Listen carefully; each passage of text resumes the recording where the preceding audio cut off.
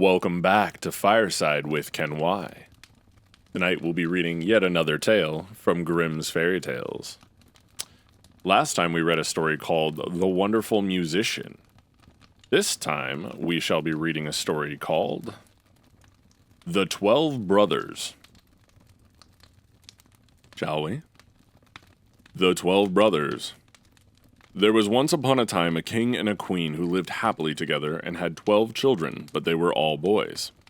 Then said the king to his wife, "If the 13th child which you are about to bring into the world is a girl, the 12 boys shall die, in order that her possessions may be great, and that the kingdom may fall to her alone." He caused likewise 12 coffins to be made, which were already filled with the shavings, and in each lay the little pillow for the dead. And he had them taken into the locked-up room, and then gave the queen the key of it, and bade her not to speak of this to anyone. The mother, however, now sat and lamented all day long, until the youngest son, who was always with her, and whom she had named Benjamin, from the Bible, said to her, "Dear mother, why are you so sad?" "Dearest child," she answered, "I may not tell you." But he let her have no rest until she went and unlocked the room and showed him the 12 coffins ready filled with shavings. Then she said, "My dearest Benjamin, your father has had these coffins made for you and your 11 brothers, for if I bring a little girl into the world, you are all to be killed and buried in them." And as she wept while she was saying this, the son comforted her and said, "Weep not, dear mother, we will save ourselves and go away." But she said, "Go forth into the forest with your 11 brothers, and let one sit constantly on the highest tree which can be found, and keep watch looking out towards the tower here in the castle. If I give birth to a little son, I will put up a white flag, and then you may venture to come back. But if I bear a daughter, I will hoist a red flag, and then fly away as quickly as you are able, and may the good God protect you. And every night I will rise up and pray for you, in the winter that you may be able to warm yourself at the fire, and in the summer that you may not faint away in the heat." After she had blessed her sons, they went forth into the forest. They each kept watch in turn, and sat on the highest oak and looked towards the tower. When 11 days had passed, and the turn came to Benjamin, he saw that a flag was being raised. It was, however, not the white, but the blood-red flag which announced that they were all to die. When the brothers heard that, they were very angry and said, "Are we all to suffer for the sake of a girl? We swear that we will avenge ourselves. Wherever we find a girl, her red blood shall flow." Thereupon they went deeper into the forest, and in the midst of it, where it was the darkest, they found a little bewitched hut, which was standing empty. Then said they, "Here we will dwell, and you, Benjamin, who are the youngest and weakest, shall stay at home and keep house. We others will go out and get food." Then they went into the forest and shot hares, wild deer, birds, and pigeons, and whatever there was to eat. This they took to Benjamin, who had to dress it for them in order that they might appease their hunger. They lived together 10 years in the little hut, and the time did not appear long to them. The little daughter, which their mother, the queen, had given birth to, was now grown up. She was good of heart and fair of face, and had a golden star on her forehead. Once, when a big washing had been done, she saw 12 men's shirts among the things and asked her mother, "To whom do these 12 shirts belong? For they are far too small for father." Then the queen answered with a heavy heart, "Dear child, these belong to your 12 brothers." Said the maiden, "Where are my 12 brothers? I have never yet heard of them." She replied, "God knows where they are. They are wandering about the world." Then she took the maiden and opened the chamber for her and showed her the 12 coffins with the shavings and pillow for the head. "These coffins," said she, "were destined for your brothers, but they went away secretly before you were born." And she related to her how everything had happened. Then said the maiden, "Dear mother, weep not. I will go and seek my brothers." So she took the 12 shirts and went forth, and straight into the great forest. She walked the whole day, and in the evening she came to the bewitched hut. Then she entered it and found a young boy who asked, "Where do you come from, and why are you bound?" and was astonished that she was so beautiful, and wore royal garments, and had a star on her forehead. And she answered, "I am the king's daughter, and I am seeking my 12 brothers. I will walk as far as the sky is blue until I find them." She likewise showed him the 12 shirts which belonged to them. Then Benjamin saw that she was her sister and said, "I am Benjamin, your youngest brother." And she began to weep for joy, and Benjamin wept also, and they kissed and embraced each other with the greatest love.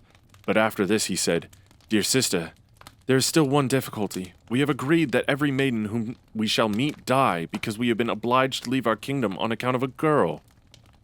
Then said she, "I will willingly die if by doing so I can save my 12 brothers." "No," answered he, "you shall not die. Seat yourself beneath this tub until our 11 brothers come, and then I will soon come to an agreement with them." She did so, and when it was night the others came from hunting, and their dinner was ready. And as they were sitting at table and eating, they asked, "What news is there?" said Benjamin. "Don't you know anything?" "No," they answered. He continued, "You have been in the forest, and I have stayed at home, and yet I know more than you do." "Tell us then," they cried. He answered, "But promise me that the first maiden who meets us shall not be killed."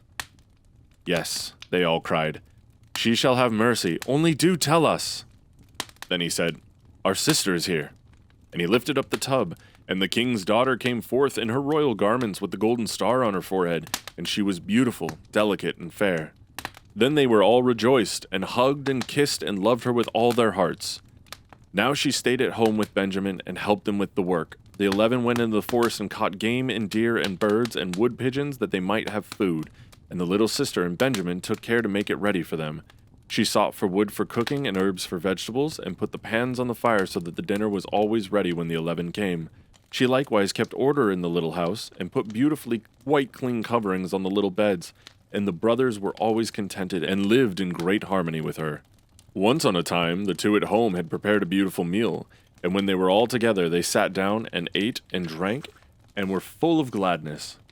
There was, however, a little garden belonging to the bewitched house where there were 12 lily flowers, which are likewise called students. She wished to give her brothers pleasure, and plucked the 12 flowers, and thought she would present each brother with one while at dinner. But at the same moment that she plucked the flowers, the 12 brothers were changed into 12 ravens, and flew away over the forest, and the house and garden vanished likewise. And now the poor maiden was alone in the wild forest.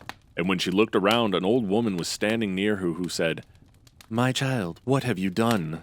Why did you not leave the 12 white flowers growing? They were your brothers, who are now forevermore changed into ravens." The maiden said, weeping, "Is there no way of saving them?" "No," said the woman. "There is but one in the whole world, and that is so hard that you will not succeed at it, for you must be dumb for 7 years, and may not speak or laugh.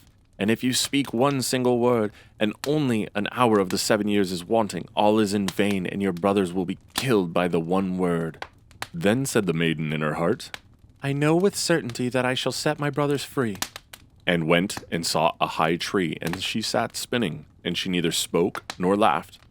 Now it so happened that a king was hunting in the forest, who had a great greyhound, which ran to the tree on which the maiden was sitting, and sprang about it, whining and barking at her.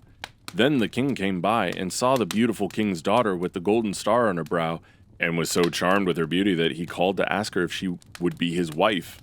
She made no answer, but nodded a little with her head. So he climbed up the tree himself, carried her down, placed her on his horse, and took her home. Then the wedding was solemnized with great magnificence and rejoicing, but the bride neither spoke nor smiled. When they had lived happily together for a few years, the king's mother, who was a wicked woman, began to slander the young queen, and said to the king, "This is a common beggar girl whom you've brought back with you. Who knows what impious tricks she practices secretly?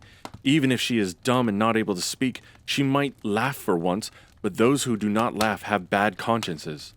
At first the king would not believe it, but the old woman urged this for so long, and accused her of so many evil things, that at last the king let himself be persuaded, and sentenced her to death. And now a great fire was lighted in the courtyard in which she was to be burnt, and the king stood above the window and looked on with tearful eyes, because he still loved her so much. And when she was bound fast to the stake, and the fire was licking at her clothes with its red tongue, the last instant of the 7 years expired. Then a whirring sound was heard in the air, and the 12 ravens came flying towards the place and sank downwards, and when they touched the earth, they were her 12 brothers whom she had saved. They tore the fire asunder, extinguished the flames, set their dear sister free, and kissed and embraced. and now as she dared to open her mouth and speak, she told the king why she had been dumb and had never laughed. The king rejoiced when he heard that she was innocent, and they all lived in great unity until their death. The wicked stepmother was taken before the judge and put into a barrel filled with boiling oil and venomous snakes, and she died an evil death.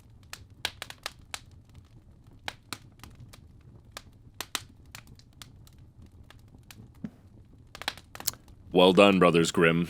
You did it again. That was certainly an interesting tale, and definitely one of those tales so far that shows a bit of the times in which these were written, if I do say so. Thank you once again for joining me here by the fireside. It's been a wonderful time this evening. Please like, subscribe, and leave a comment. Give me some feedback if you'd like. Tell me what your favorite part of the story was, or what you'd like to hear sometime. One day I'm hoping to read more than just the copyright-free materials. Be a lot of fun. If you're listening to this on any of the podcast services, please be sure to follow the podcast so that you will know when the next episode drops. And with that, thank you again, and we'll see you next time. Cheers.